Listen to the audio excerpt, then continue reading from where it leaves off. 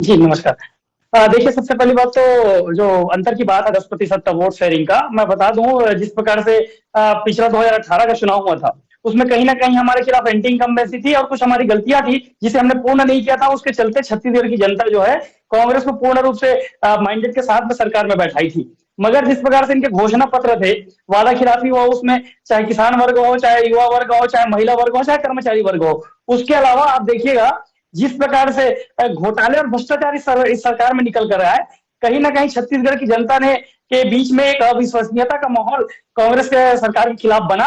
और जिस प्रकार से हमारी जो 2018 वाले चुनाव में के पूर्व हमने जो बोनस नहीं देने का एक बड़ा गलती किया था किसानों के बीच में, उसका वादा हमारे घोषणा पत्र में रहा। और हमने उसे कहा कि 23 दिसंबर को सरकार बनते ही 2 साल का जो हमारा बकाया बोनस है वो किसानों को दिया जाएगा, डेट के साथ में। साथ ही किसानों के लिए जो 3100 का वादा एक मुश्त में, बार बार किसानों को 150 रुपए के लिए बैंक में लाइन लगाने की कोई आवश्यकता नहीं पड़ेगी।